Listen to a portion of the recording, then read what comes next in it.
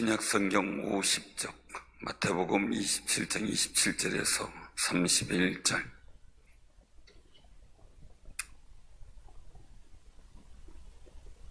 우리 교독합니다.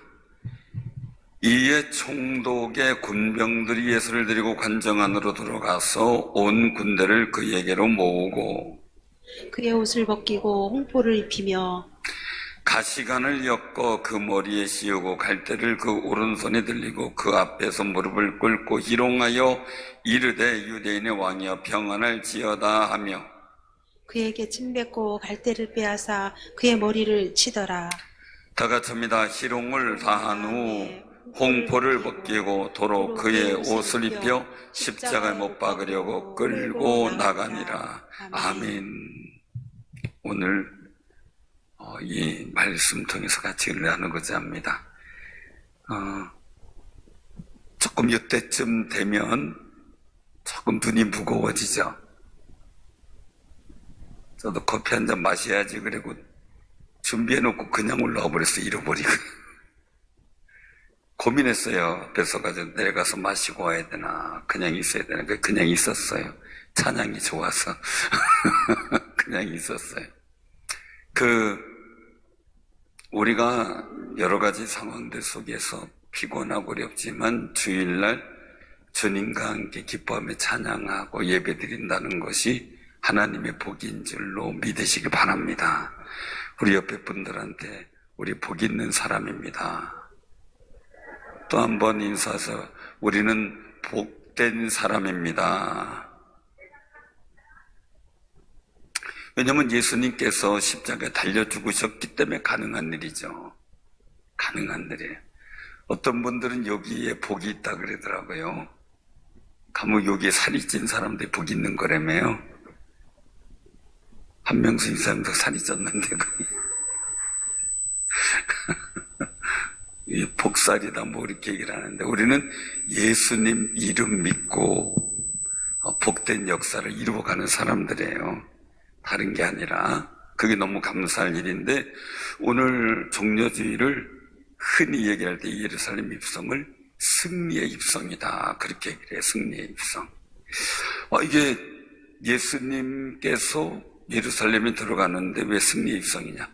물론 고난의 일들이 시작이 되는 관계지만 예수님께서 왕으로 개선장군처럼 임하신 날이다라는 거죠. 임하신 날이다.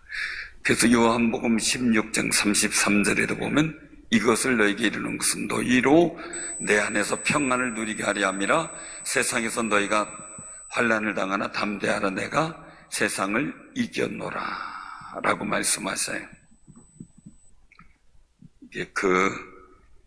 그래서 종려주일은 우리의 죄를 위해서 고난받으시고 죽음의 길로 가는 그 일의 시작인 거예요.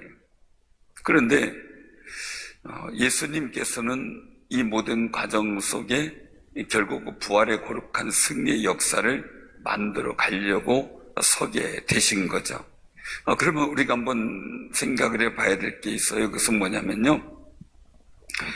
예수님께서 기도하고 부르짖었던 그 말씀 속에 보면 엘리 엘리 라마 사박다니라고 나의 하나님 나의 하나님 어찌하여 나를 버리셨나이까 라는 일들 속에 본인이 십자가에 세상에 또 십자가에 또 죽음에 버려졌던 그 일들에 대해서 그 부분을 외면하거나 아파하거나 고통스러워하기보다는 자기가 속죄물로 드려진 그 자체에 대해서 하나님 앞에 감사의 탄원을 한다라는 의미로 해석을 내리더라고요. 그 신학적 해석이죠. 그래서 그 일들은 고통의 소리가 아니었다는 거죠. 하나님 앞에 대속물로 쓰임받은 정말 우리를 구원하기 위해서 그 대가로 이 보상으로 주어진 자신의 인생에 대해서 그 삶에 대해서 십자가에 대해서 이 받아들이는 마음이었다라고 그렇게 해석을 합니다. 근데 이제 굉장히 중요해서 이렇게 되는 것은 뭡니까? 바로 성경, 하나님이 계획하신 성경대로 응답받는 역사를 위해서 그렇게 하셨다는 거죠. 그래서 시편 22편에도 마가복음 15장에서도 보면 겟세마네 동산에서 그 성경에 응하는 그 일들을 하기 위해서 내 원대로 마오시고 아버지 원대로 해달라고 부르짖는 그 모습을 보게 돼요. 그러면서 그 길을 가거든요. 우리도 신앙생활 하다 보면 여러 가지 상황들을 많이 겪잖아요. 뜻하지 않은 일들 속에서 고백하고 또 정리하다가 마지막 한마디 할 때가 승리에 오너야 돼요. 그래서 우리가 뭐 속상할 수도 있고 아플 수도 있고 그래요. 그렇지만 가능하면 제가 늘 말씀드린 대로 내 말이 내 복이 될 수 있도록 만들어야 되잖아요. 열심히 정말 했던 그 상황 속에서 모세를 도왔던 그 모세의 형제가 있잖아요. 미리암과 아론. 자, 그런데 왜 그들에게 있어서 구스 여인과의 결혼했을 때 그걸 가지고 왜 모세도 몰랐을까요? 다 알았겠죠. 근데 상황이 그렇게 된 거겠죠. 여러 가지 조건들 속에서. 그런데 말 안 하고 가만히 있고 속만 애타고 있었던 아론은 괜찮은데 모세에 대해서 말로다가 비난하고 책망했던 미리암에게는 정말 그 안 좋은 일들이 생겨났던 일들이 뭘까? 우리의 용어는 승리의 용어야 돼요. 승리의 용어. 그러니까 정리정돈되어진 말이 나와야 진짜 권세 있는 말이 된다는 거죠. 우리 삶 속에서. 그래서 우리가 꼭 기억하시기 바랍니다. 예수님께서 내 원대로 마시고 아버지의 원대로 이루어 달라라는 그 용어를 쓰기까지 얼마나 많은 이잔을 내게서 지나가게 하옵소서, 많은 고통의 소리가 많았겠습니까? 그런데 예수님께서 마지막에 승리의 언어를 사용하시면서 이 십자가의 고난의 길을 결국은 부활의 역사로 만들어 가서요. 여러분들 삶의 자리도 우리도 뭐 살아가는데 평탄치 못한 여러 가지 일들 때문에 겉으로만 웃으면서 내가 웃는 게 아니야 이런 말 할 때도 있잖아요.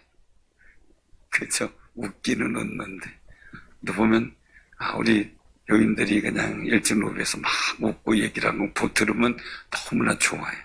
웃으면 이렇게 해맑은지 근데 감히 좋죠. 하나님께서도 기뻐하실 줄 알아요. 근데 우리는 웃는 게 아니야. 내 속은 울어. 이럴 때가 참 많이 있습니다. 근데 그럼에도 불구하고 우리는 승리의 언어를 사용할 줄 아는 능력과 힘이 있어야 돼요. 그것이 고난을 이기는 은혜고 능력이고 이 고난 주간에 배워야 될 예수 그리스도의 영성이에요. 그래서 고백 속에서 나타나는 것을 보면 이사야 53장 5절에 보면 그가 찔림은 우리의 허물을 인하며, 한번 우리 이사야 53장 5절 한번 찾아보죠. 이사야 53장 5절을 한번 찾아보죠.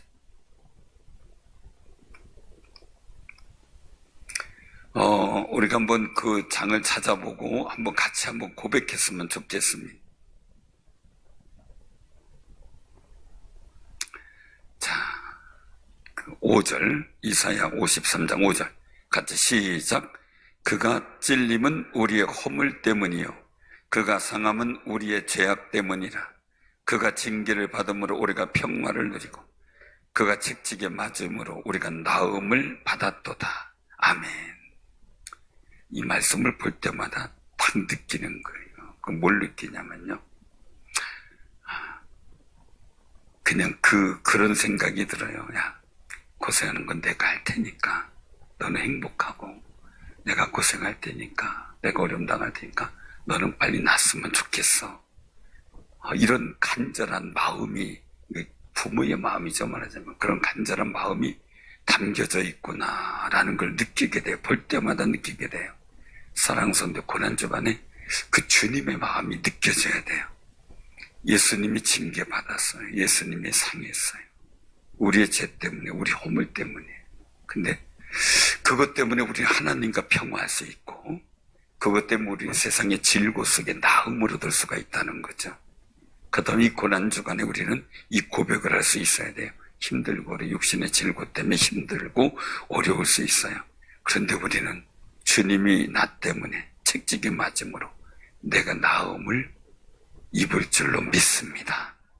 고백할 수 있는 고백이 저절로 십자가를 바라보면서 무겁고 슬프고 정말 주님 앞에 감사할 수 있고 아프지만, 그러나 거기에서만 끝나는 게 아니라 그 십자가의 책찍의 일들을 보면서 내가 하나님과 평화할 수 있었음을 감사하고, 내가 또한 주님을 바라보며 나음을 받을 줄로 믿고 감사할 수 있는 귀한 마음 되시기를 바랍니다. 우리가 고난주간을 보낼 수 있는 거룩한 영성이죠. 근데 오늘 보니까 홍포가 나와요. 홍포. 아까 이제 본문으로 다시 돌아가면은 옷을 벗기고 홍포를 입혀요. 홍포. 근데 한번 생각하고, 홍포는 왕의 옷이죠. 왕의 옷을 함부로 입을 수 있어요? 홍포. 왕의 옷 함부로 입었다는 큰일 나죠.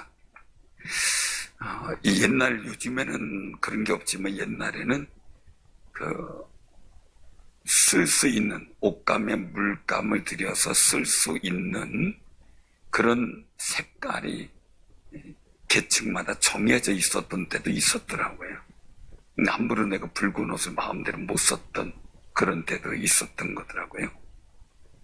그래서 루디아 같은 경우는 그거에 물감을 들이는 게 이 조개에서 나오는 물감인데 붉은색 물감이거든요. 그거는 아직 귀족들, 아직 상류계층에서 쓰는 그런 물감이기 때문에 굉장히 그가 전도할 수 있는 폭이 상당히 넓었던 것으로 이렇게 느껴지는데, 이 홍포라고 하는 것은 왕의 옷이에요. 지금의 옷을 벗고 홍포를 입혔어요. 물론 조롱하기 위해서 입힌 거예요. 근데 우리는 거기서 굉장한 의미를 갖게 되죠.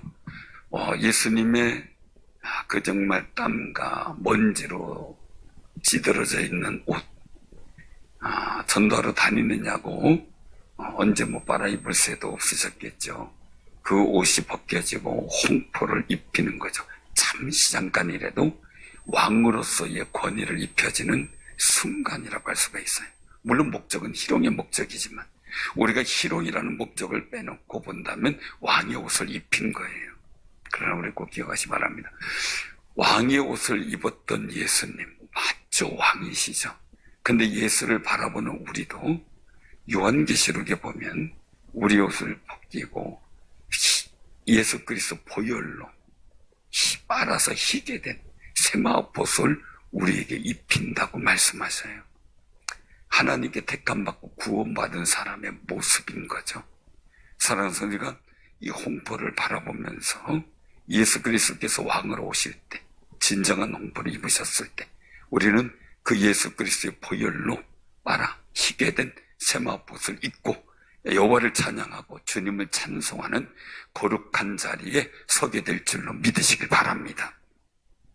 그래서 우리는 이 홍포에 대해서 왕이라는 것을 우리가 인정하는데, 세상에선 조롱거리지만 이제 이 왕이 주님께서 재림하실 때가 되면은 이제는 홍포에서 정말 하나님께서 거룩하게 입혀진 만왕의 왕이 되는 거죠. 만왕의 왕인데, 우린 이런 일들을 보면서 예수님도 만왕의 왕이 되시기 위해서 세상의 조롱거리가 되는 홍포를 입으셨어요. 우리도 예수 믿다 보면 친척한테, 아니면 가족들한테, 아니면 이웃들한테 조롱받고요, 힘들 때도 있어요. 또 내가 잘못해서가 아니라 주변이 잘못해서 또 교회가 그 모양이냐 이렇게 얘기를 할 수도 있고요. 여러 가지 말 들어요.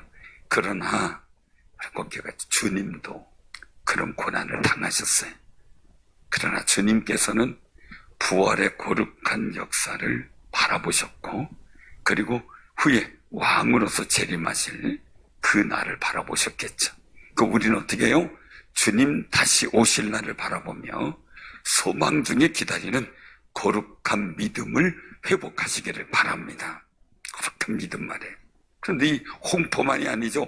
오늘 여기서 말씀 속에 보면 29절에 보면 가시관을 엮었다. 이 가시.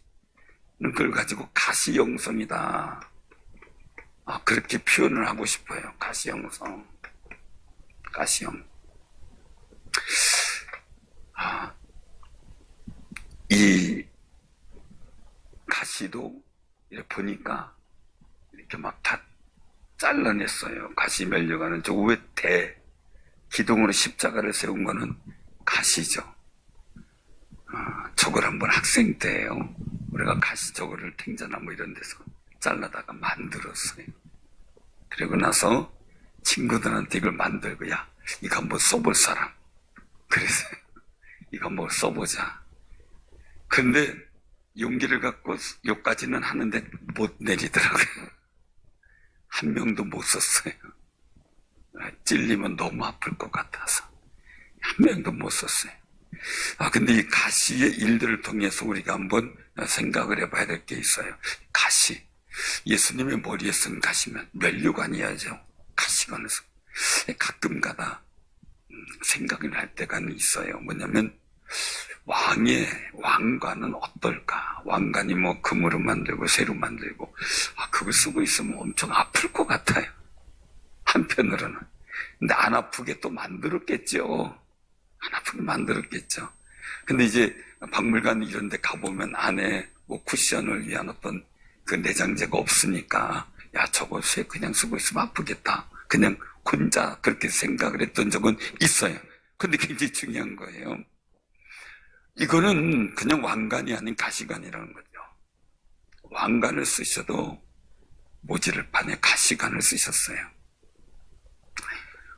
아담과 하와가 하나님께서 먹지 말란 선악을 알게 하는 나무 열매를 먹고 하나님과 불화하게 된 걸 예수님께서 평화하도록 만들기 위해서 이 고난의 길을 가신 거죠. 자, 아담과 하와는 어떻게 됐을까요? 하나님을 떠남으로 병들게 됐죠.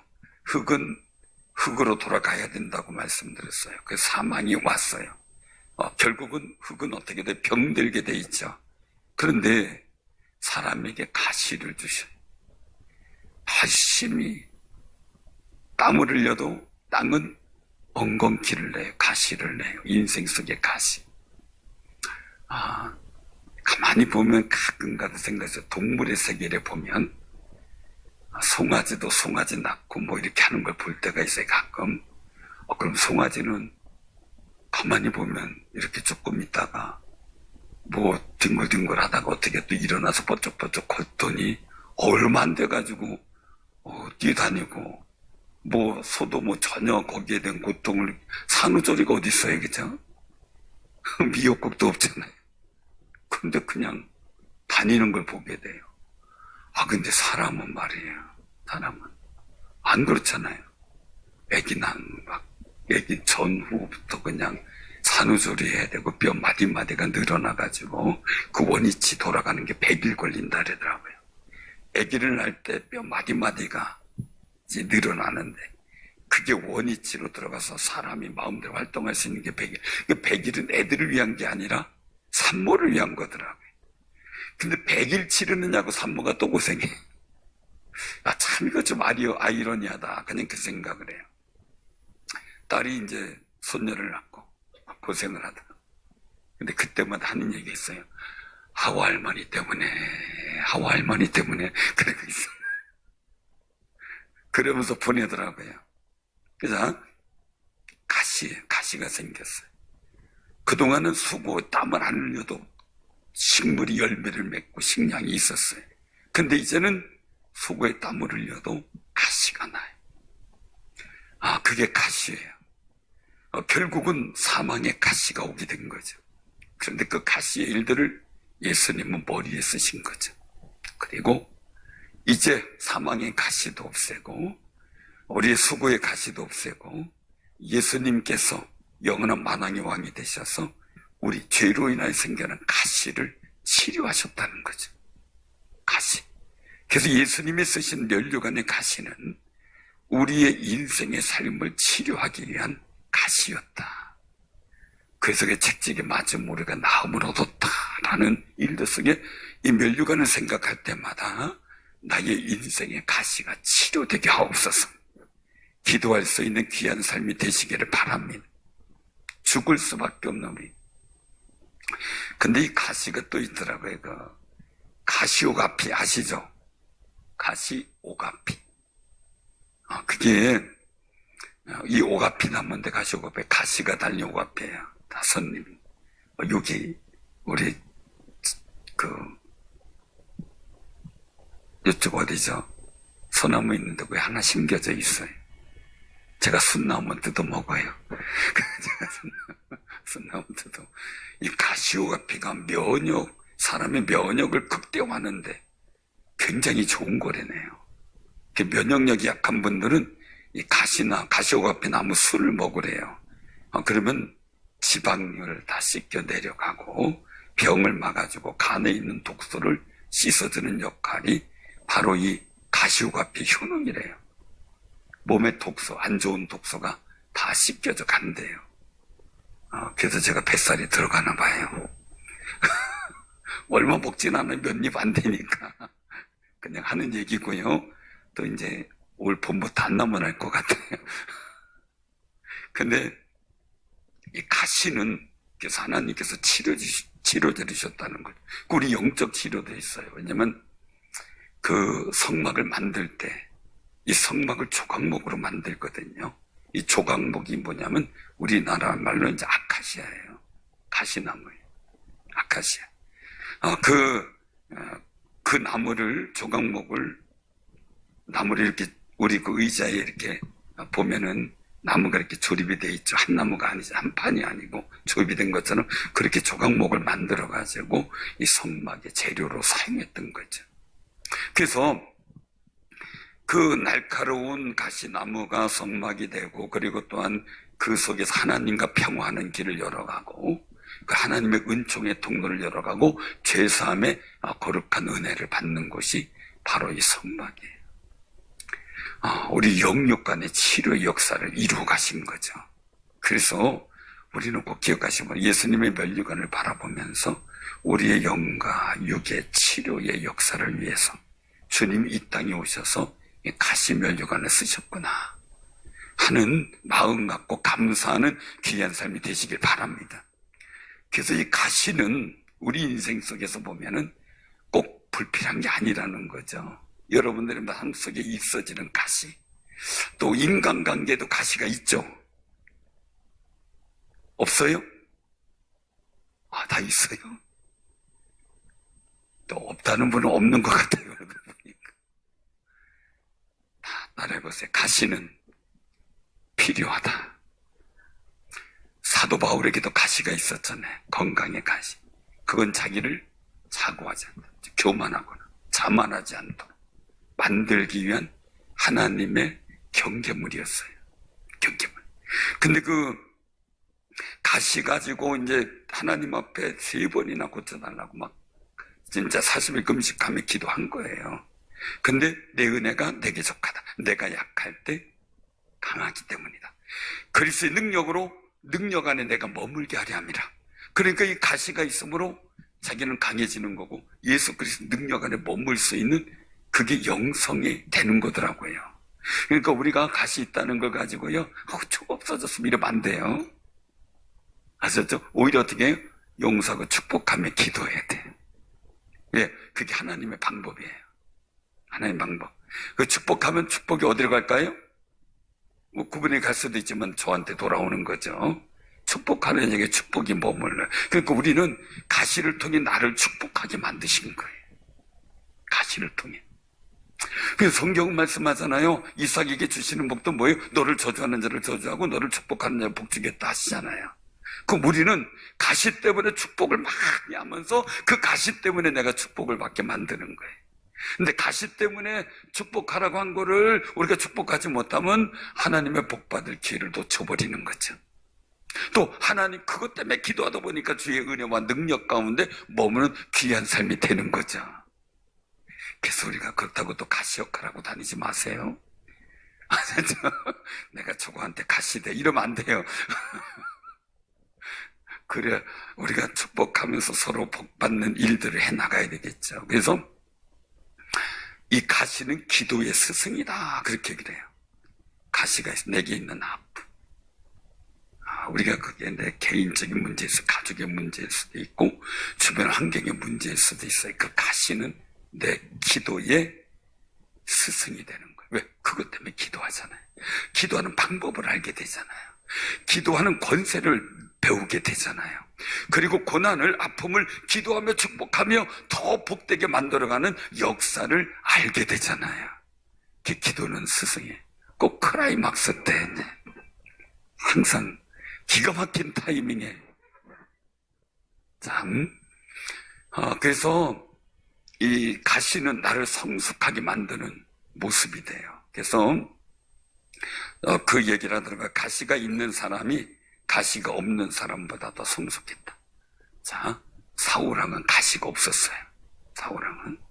근데 영적으로 성숙하지 못했어요. 결국 하나님과 멀어지고 하나님이 후회라는 존재가 돼요. 근데 다윗은 가시가 많았어요. 양치기 할 때부터 가시가 왔어요. 왜요? 호랑이가 아니라 사자죠. 사자가 오고. 그리고 또 곰도 오고. 곰을 보면 항상 얘기해. 곰을 보면 어떻게 살아요? 예? 죽은 척, 절대 죽은 척 하지 마세요. 사정없대요. 그건 하는 얘기지. 얼른 피해 도망가는 건데 아주 잘 도망가야 된대요. 너무 막 그냥 급하게 도망가면 오히려 위협을 느껴서 공격을 한대. 그러니까 방법이 있는 거죠.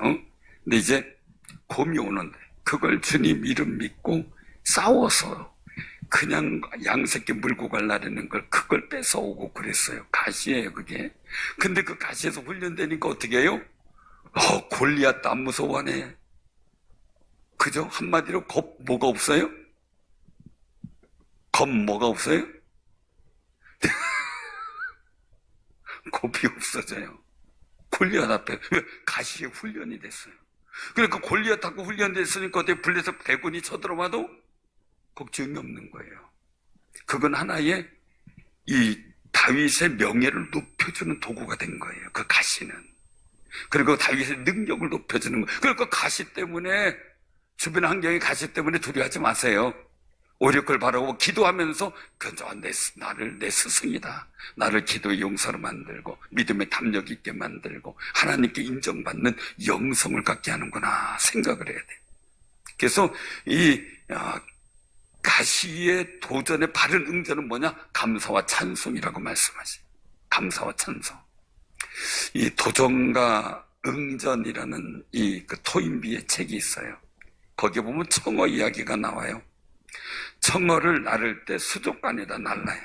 근데 청어가 엄청 성질이 진짜 급하대요. 그래서 날르다 보면 다 죽는데요. 그런데 그 안에 새끼 상어 몇 마리를 집어넣으면 몇 마리 잡혀먹는 손해를 있는데, 근데 가는 동안 청어가 살아있대요. 그 청어를 살리는 비결이 상어 새끼가 있는 거예요. 가시예요. 근데 그거 그냥 상어에 안 물리려고 도망가다가 살아있대요. 자, 그럼 여러분들이 하나님 앞에 복받고 더 능력 있게 하고 하나님의 권세 가운데 있도록 하는 건 뭐예요? 가시가 없으면 무능해지고 죽어요. 천국 가기 전에 죽으면 안 되잖아요. 우리가 천국까지 가야 되는데, 그죠? 그러니까 가시라는 것이 있어서 우리에게 가시의 영성을 통해서 우리가 이기도록 하고 힘해야 되는, 근데 가시에 찔리면 안 되잖아요, 또. 그래서 정말 그 도수의 감사 찬송인데 그 감사 찬송은 누굴 통해서 배우냐? 바울과 실라를 통해서. 귀신을 쫓아내야 되는데 상을 못 줄 망정요 감옥에 가둬버리잖아요. 근데 그들이 응전한 건 뭐예요? 원망과 불평인가요? 아니에요. 감사와 찬송을 했어요. 그랬더니 발의 착고가 다 풀려버리고 옥물이 다 열려버렸어요. 그리고 간수가 전도돼요. 사랑하는 성도들이 꼭 기억하시 바랍니다. 여러분들 삶 속에 우리가 가시면류관을 쓰신 예수님을 바라보면서 우리 주변의 삶 속에 가시가 있는 여러 가지 일들이 오히려 기도의 스승이 되고 내가 능력받을 기회가 되고 오히려 그 속에서 하나님의 역사와 기적을 경험하는 아름다운 역사를 만들어 가시길 바랍니다. 우리 예수님 가시면류관 쓰고 십자가에서 부활의 승리를 이루셨어요. 우리가 그 예수님 영성을 바라보며 거룩한 승리를 만나가는 귀한 삶이 되기를 주님의 이름으로 축원합니다. 아멘.